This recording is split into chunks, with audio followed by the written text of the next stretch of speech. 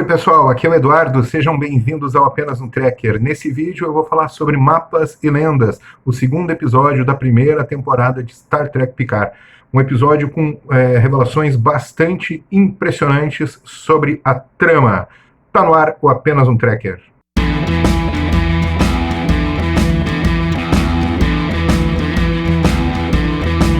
Pessoal, antes de começar, eu quero que vocês se liguem aqui no meu livro, Star Trek, Utopia e Crítica Social, que está à venda nos links que vocês encontram na descrição do vídeo. Clicando ali no link também tem todas as informações do livro, e aí você decide se vai comprar ou não. No e-book, você consegue uma amostra grátis da Amazon, que dá para ler, eu acho que um capítulo inteiro. Então, clica ali, confere, e eu tenho certeza que quem é Trekker vai curtir esse livro. Outro recado importante, agora, nos dias 4 e 5 de abril, estarei ministrando em Porto Alegre o curso Star Trek, Utopia e Crítica Social, na Cinemateca Capitólio, um curso produzido pela Cine1, produtora de cursos de cinema e televisão, e lá eu vou abordar várias questões que eu sempre estou tratando aqui no canal, no blog, no livro Star Trek, Utopia e Crítica Social. Enfim, vamos discutir vários aspectos sobre a série, a franquia que a gente ama. Espero vocês lá, quem é de Porto Alegre. Se liga aí, as inscrições podem ser feitas aqui no link disponibilizado na descrição do vídeo. Muito bem, Mapas e Lendas, segundo episódio de Star Trek Picard. Um episódio que tem um teaser dramático.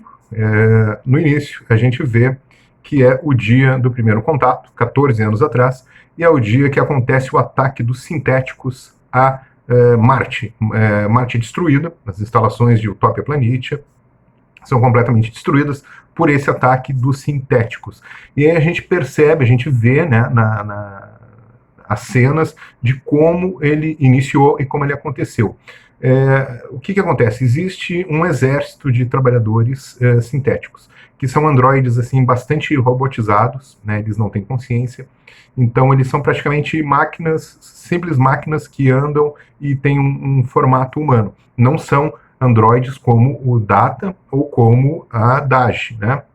Então, inicia o dia de trabalho e um deles, que é o F8, ele passa por uma espécie de ativação, os olhos dele modificam, e assim ele passa a controlar, né, os computadores da estação e coordena os ataques. Em seguida, ele mata alguns dos outros trabalhadores que estavam ali e tentaram impedi-lo, e ele também se mata na sequência. Então, é bastante intenso, bastante dramático. A gente vê como aconteceu esse ataque dos sintéticos, né? E aí a gente entende um pouco o ponto de vista das pessoas que se manifestaram de maneira contrária, né, à existência deles. É bastante interessante ter visto essa cena. No fim do episódio anterior, do primeiro episódio, a gente tem uma revelação chocante, né? Os Romulanos, eles estão de posse de um cubo Borg desativado. Esse cubo é mais ou menos como um cemitério Borg, ele está desconectado da coletividade e está sendo ali explorado pelos Romulanos e por uma série de cientistas, inclusive quem a doutora Soji acha, a irmã gêmea de idade, que está ali coordenando uma espécie de projeto de desassimilação dos Borgs, né? Eles pegam aqueles indivíduos que tinham sido assimilados e fazem o processo reverso, né, para que eles deixem de ser Borgs. Então são os ex-bis, né, são chamados ex-Borgs. Mas a coisa mais sinistra de todas é que a gente percebe aquele Romulano esquisitaço, que é o Narek, né? Na entrada dele é muito interessante porque eles colocaram um tema musical que remete à introdução dos Romulanos em Star Trek, que acontece no episódio Equilíbrio do Terror, e um tema semelhante, né? Uma referência, uma homenagem muito legal.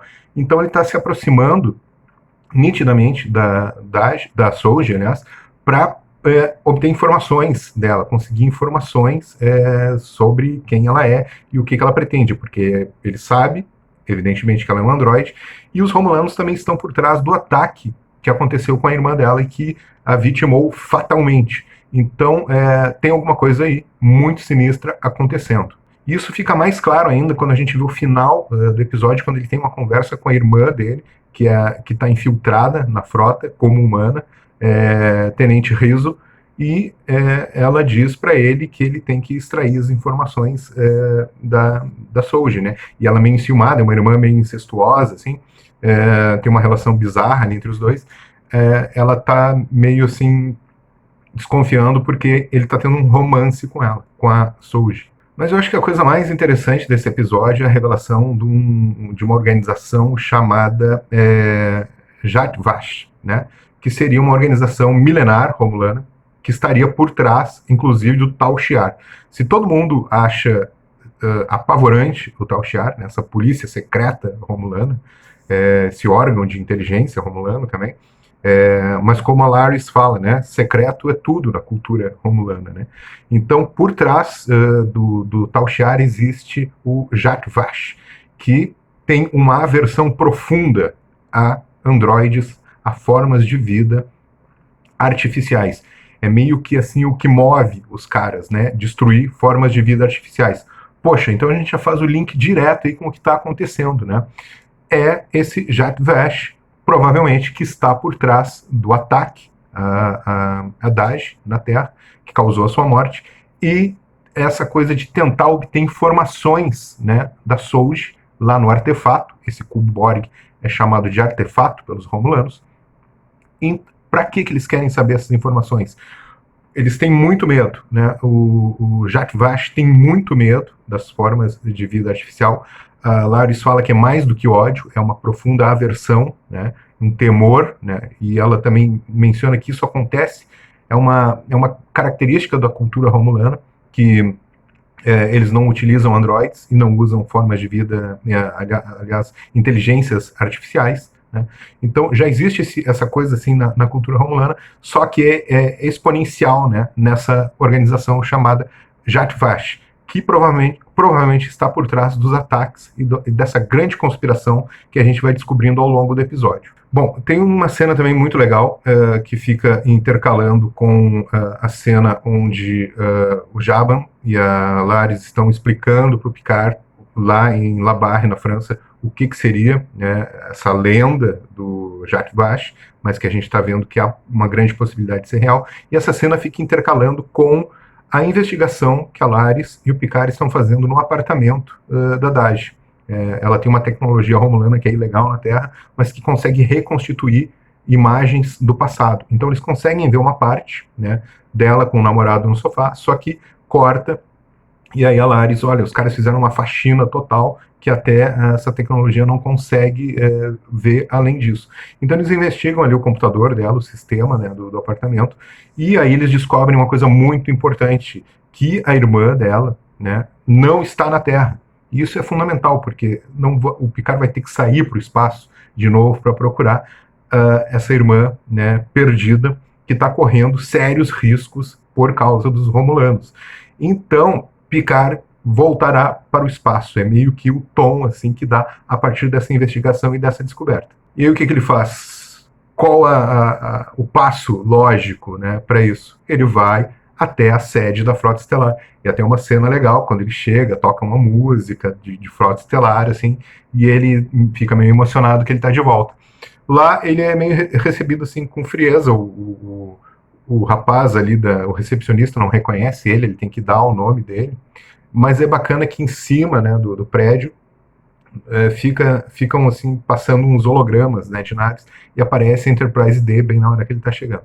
Bom, lá ele consegue falar com o Almirante Clancy, né, e aí ele coloca a situação para ela, ó, foi um androide de carne e osso, Bruce Maddox, coloca todas as informações, os romulanos estão envolvidos, ela vai ficando, pô, cada vez melhor a tua história. E aí ele pede, eu quero uma nave pequena, com capacidade de dobra, uma equipe mínima, uma tripulação mínima, né? Sendo que o Jaban tinha sugerido para ele o Riker, o Worf e o LaForge. Eles, não, eu não vou pedir porque eu sei que eles vão aceitar por lealdade, eu não quero fazer isso e tal. E aí o Picard decide ir com outra tripulação. E aí é revoltante essa cena, porque ela humilha o Picard, ela praticamente escorraça ele da Frota Estelar. Ela diz para ele, olha, volta para casa, que é o que tu sabe fazer, em referência a ele ter se retirado quando a frota decidiu não apoiar, né, mais o resgate dos romulanos. Ela dá justificativas a 14 espécies da frota da Federação ameaçaram sair da Federação caso a gente ajudasse os romulanos e tal. Né, essas coisas assim, ela preferiu deixar milhões morrer do que perder 14 espécies da Federação, né? Ela acredita nisso. A Federação decidiu por conta disso, para manter a sua integridade, né, sacrossanta. Então, ela humilha o Picard, assim, de uma maneira muito, muito estúpida, muito grosseira, né? É uma cena que a gente fica revoltado, porque a gente ama o Picard, e ali a gente sente, né? Ele sai depois, assim, descendo as escadas rolantes com uma expressão de ódio, assim, muito forte, né? E então ele não consegue. E aí o que ele pensa? Bom, eu não quero os meus ex-companheiros, não quero arriscá-los e tal. E aí o Jaban fala para ele, então vai ter que ser uma pessoa que te odeia e que não tem nada a perder. E aí é introduzida a Raf Musiker, né, que foi primeiro oficial dele na USS Verity, que aparece na HQ Countdown. Só que ela passou a odiar ele por conta dele não fazer nada pelos Romulanos e tal, né? Então ele procura ela, sabe onde é que ela mora? Em Vasquez Rocks, né? Aquela locação de pedras, tem a luta do Kirk com o Gorn, tem o episódio Who Watched the Watchers, e um monte de filmes e séries que são filmados ali. Ela mora lá, tipo, num trailerzão, assim, futurístico. O Picard chega num táxi aéreo, que é muito engraçado, e aí ele é recebido por ela com uma arma em punho. E ela vira e vai embora. E aí ele fala, olha, tem romulanos assassinos na Terra. Aí ela baixa a arma e pergunta sobre o vinho que ele está carregando. E ela já esvazia o copo e já espera o vinho. A gente vê que ela é uma pessoa meio assim, largadona, meio loucona, né, de cara, assim, porque ela tem essa amargura, provavelmente, dos eventos que aconteceram ali com o não resgate, né, dos Romulanos, ou outra coisa que aconteceu entre ela e o Picard. Mas é legal que ele vai buscar ela, o Picard resgata o seu velho Combad, né, e chama ela de noite. Rafi, eu preciso de uma nave, não desliga. É uma cena muito, muito legal. E aí ele vai aí volta para essa ex-primeira oficial dele, em busca de ajuda, procurando uma nave, que provavelmente vai ser uma nave de um mercenário qualquer. Uma coisa muito importante nesse episódio é que a gente descobre que o Picard vai morrer. O médico dele, Dr.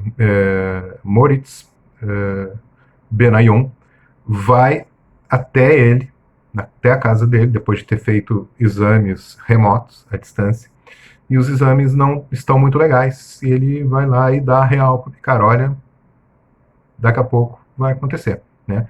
Tem vários problemas, daqui a pouco vai acontecer. Isso corrobora a minha tese, de que eu pensei desde o início, Picard deve morrer lá no último episódio da última temporada. Eu acho que seria uma saída digna, né? Porque ele já é muito velho. Então, ele morrer faria muito sentido e realmente acabaria, né, essa história longa e maravilhosa história de Jean-Luc Picard.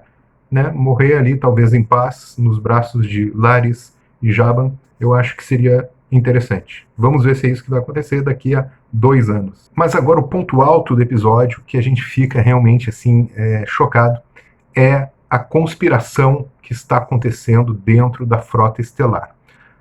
Aparece uma personagem chamada Commodore O, que é vulcana, aparentemente. No início eu até pensei que ela poderia ser romulana, disfarçada, mas eu acho que por uma frase que a Tenente Rizzo fala para o Narek, né, que ela é uma aliada deles, acredito que ela não seja romulana, né, que ela é vulcana mesmo. Mas provavelmente eles têm vínculos com esse Jacques Vache, né, que é essa organização sinistra romulana.